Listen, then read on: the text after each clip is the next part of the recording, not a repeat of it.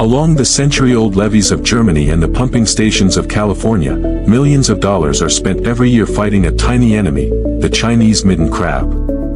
These armored biological drilling machines burrow into flood defenses, clog urban water intakes, and collapse entire sections of critical infrastructure. But on the other side of the planet, the same species is carefully cultivated on flooded rice paddies covering hundreds of thousands of hectares.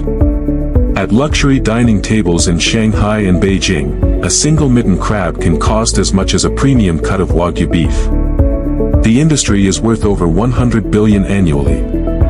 How did the same creature become an ecological nightmare in the West and an economic goldmine in the East?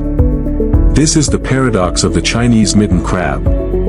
The Chinese mitten crab, scientifically known as Eriachere sinensis, is native to the lower reaches of East Asian river systems, the Yangtze, the Yellow River, and the coast of the Korean peninsula. For thousands of years, it has been a natural part of coastal freshwater ecosystems. But this small crustacean has an unusual life cycle. It is born in brackish estuary waters, then migrates upstream for hundreds of kilometers into freshwater rivers and lakes to grow. When fully mature, it returns to the estuary to reproduce. This two-environment migration allows it to pass dams, cross road networks, and move between different river systems, an evolutionary advantage that makes it one of the most effective travelers in the freshwater crustacean world. At the beginning of the 20th century, these eastern travelers found a free ticket across the oceans, the ballast water systems of international cargo ships. When ships discharged water at European ports, millions of crab larvae were accidentally released. In 1912, they were first recorded in Germany. Within a few decades, they spread across major river systems, the Elbe, the Weser, the Rhine, and the Oder. A single mature female crab can carry between 250,000 and 1 million eggs each breeding season. By the 1930s, the number of crabs in Germany was no longer counted individually, but by the ton. In 1936 alone, the German government had to build large-scale incineration facilities to destroy more than 700 tons of crabs collected from the rivers just to keep inland waterways functioning. At one trapping station on the Weser River Dam, as much as 750 kilograms of crabs were captured in a single day. The real danger was what they do underground. Mitten crabs dig burrows up to half a meter deep into levees and canal banks, creating millions of cavities inside the soil structure. When their density rises to hundreds of thousands per square kilometer, the surface of the Elbe River levees becomes riddled with holes like a giant block of Swiss cheese. With one heavy rainfall raising water levels, entire flood control systems begin to sink and leak. The economic damage in Germany alone has exceeded 80 million. The crabs did not stop in Europe. They crossed the Atlantic and reached the west coast of the United States. First recorded in California in 1992.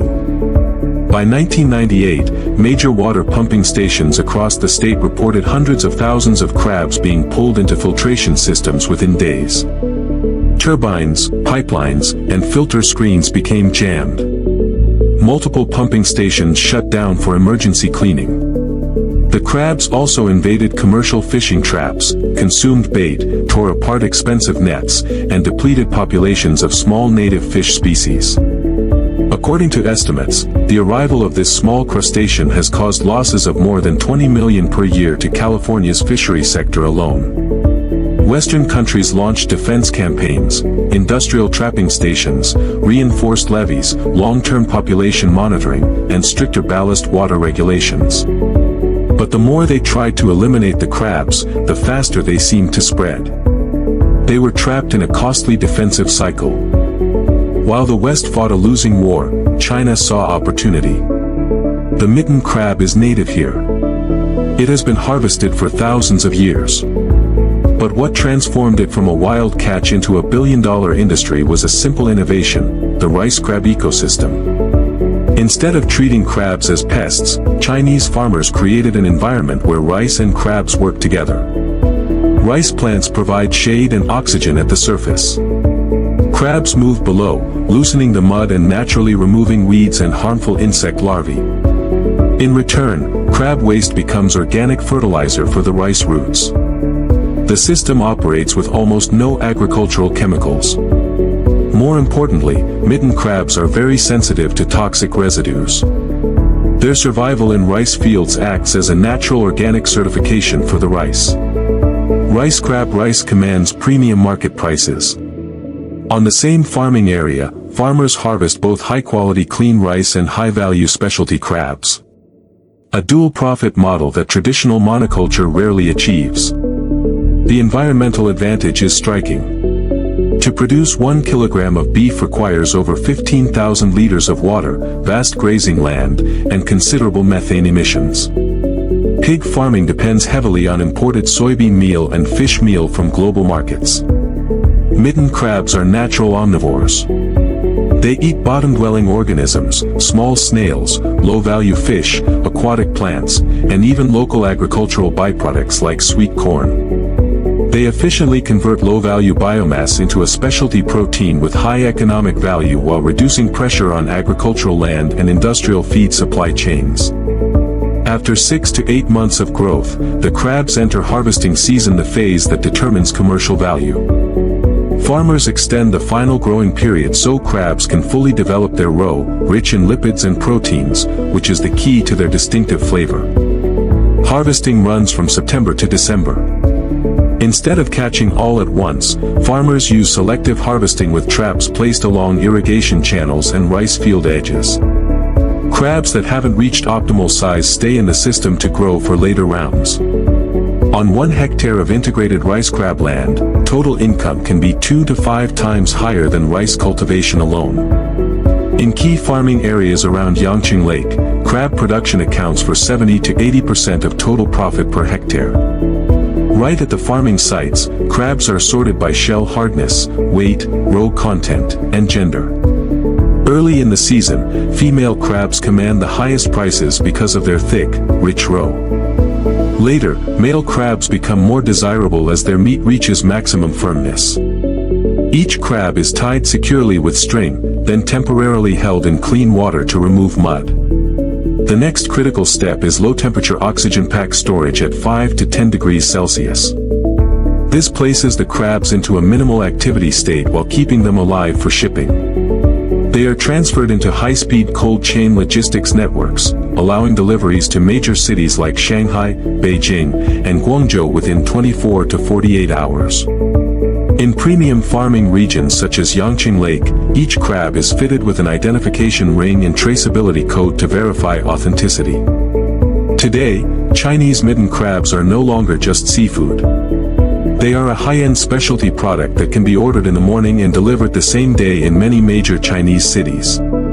In China, the mitten crab is a symbol of autumn cuisine, a tradition spanning hundreds of years.